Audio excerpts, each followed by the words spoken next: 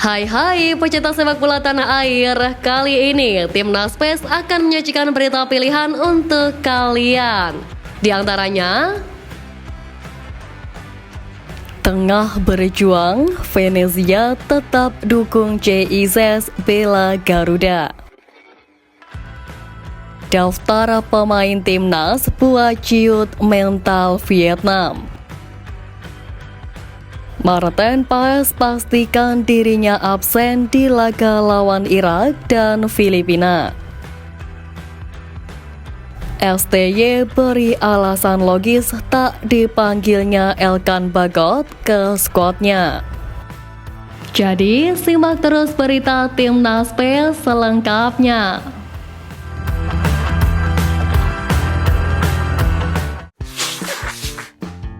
Sebagaimana diketahui saat ini CIZ sedang fokus untuk membawa Venezia promosi ke Serie A musim depan. Ya, Venezia sedang menunggu lawan untuk tampil di semifinal playoff Serie B. Mengetahui Timnas Indonesia telah merilis daftar pemain untuk laga kualifikasi Piala Dunia 2026 dan CIZ pun masuk ke dalamnya, Venezia mengizinkan bek andalannya itu untuk membela skuad Garuda. Venezia bahkan mendukung CIZ dan mendoakan pemainnya tersebut meraih hasil terbaik bersama tim Merah Putih. Usai menjalani debutnya saat Timnas Indonesia berhasil meraih kemenangan atas Vietnam di SUGBK pada Maret lalu, CIZ kembali dipercaya Sintayong untuk mengawal pertahanan Garuda. Banyak yang berspekulasi bahwa tak dipanggilnya bek Timnas Elkan Bagot dikarenakan Sintayong kesal atau menghukumnya. Namun jika dilihat secara nalar, mungkin saja alasan Sintayong tidak memanggil bek Ipswich ini bukan karena masalah tersebut. Alasan logis yakni kebutuhan lini belakang Timnas Indonesia telah terpenuhi dengan pemain yang ada. Mengingat ajang kualifikasi Piala Dunia 2026 digelar saat jeda internasional, Sintayong pun punya keleluasaan dalam memanggil pemain. Dari deretan nama yang menghiasi lini belakang seperti Jordi Amat, Ferrari, Justin Hubner, CIZ, Rizky Ridho, Sandy Walsh, dan Saint Patinama, deretan nama tersebut sudah cukup membuat Sintayong nyaman dengan kondisi lini pertahanan. Kedatangan Elkan Bagot justru akan merepotkan sang coach untuk menyusun pemain dengan banyaknya pilihan. Itulah adalah pemikiran logis tentang tidak dipanggilnya Elkan Bagot oleh Sintayong. Namun untuk kebenarannya hanya Sintayong sendiri yang tahu alasan sebenarnya.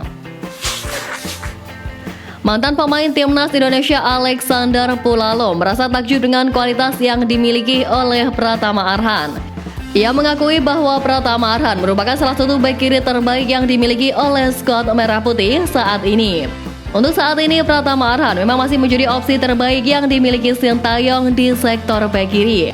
Namun seiring berjalannya waktu, persaingan di sektor ini bakal semakin ketat.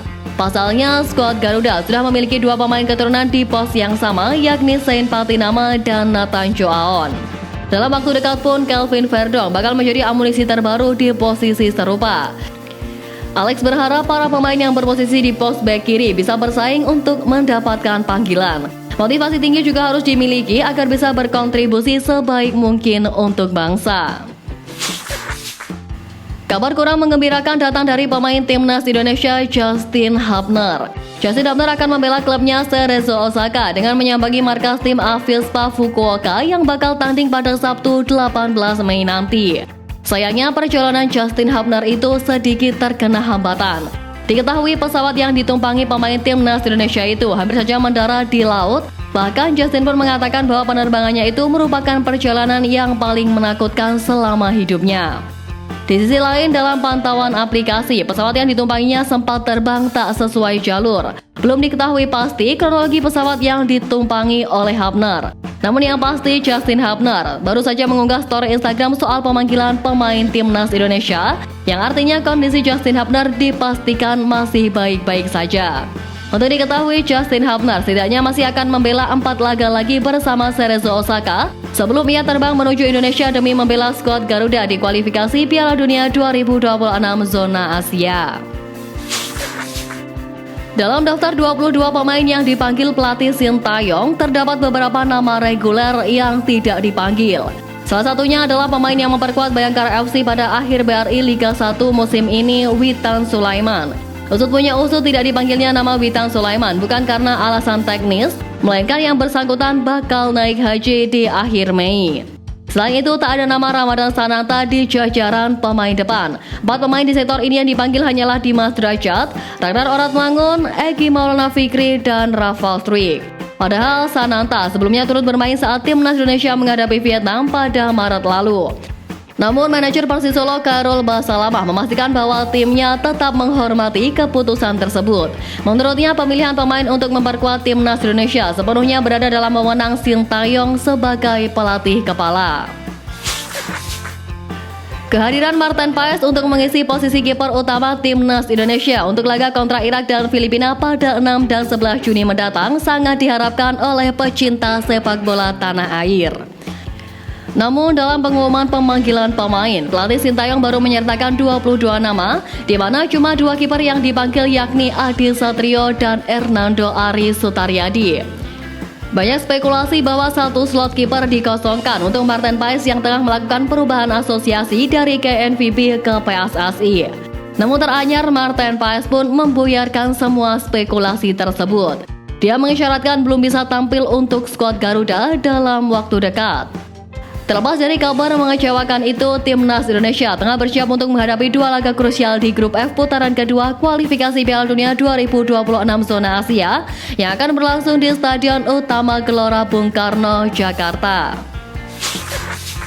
Jelang jalani 2 pertandingan terakhir di grup F babak kedua kualifikasi Piala Dunia 2026, media Vietnam saham menilai bahwa skuad timnas Indonesia untuk laga melawan Irak dan Filipina sangatlah kuat. Saham menilai skuad Garuda yang diisi 22 pemain itu sangat kuat, di mana dihuni oleh para pemain bintang. Selain itu, media tersebut juga menilai bahwa timnas Indonesia memiliki peluang untuk lolos ke babak ketiga dengan meraih 1 kemenangan lagi. Sementara Vietnam dinilai memiliki peluang kecil karena selisih 4 poin dan selisih gol dari timnas Indonesia. Pesimistis yang ditunjukkan oleh mereka tentu bukan tanpa alasan. Namun meski demikian, seluruh tim pasti akan berusaha hingga menit-menit terakhir untuk meraih hasil terbaik. Peningkatan prestasi yang luar biasa dari timnas Indonesia rupanya masih menyita perhatian dari banyak pihak. Negeri jiran Malaysia termasuk pihak yang memberikan perhatian khusus tersebut. Bahkan pihak Federasi Sepak Bola Malaysia atau FAM sudah memiliki wacana tersendiri. Mereka menimbang untuk meniru langkah PSSI menunjuk Sintayong menangani 2 tim nasional. Pada kasus tim nasional Malaysia, pelatih Kim Pan-gon lah yang akan merasakan hal itu. Kim Pan-gon kemungkinan akan mendapatkan amanah menangani timnas Malaysia senior dan U23. Namun hal itu masih sekadar wacana. Belum ada pembicaraan khusus dengan pihak terkait untuk mewujudkan hal tersebut. Meski demikian, FAM tak mau mencoret ide tersebut. Bahkan Presiden FAM Datuk Hamidin Muhammad Amin akan berusaha untuk mewujudkan wacana itu. Ia akan segera mengadakan pertemuan untuk membahas detail rangkap jabatan dari Kim Pan-gon.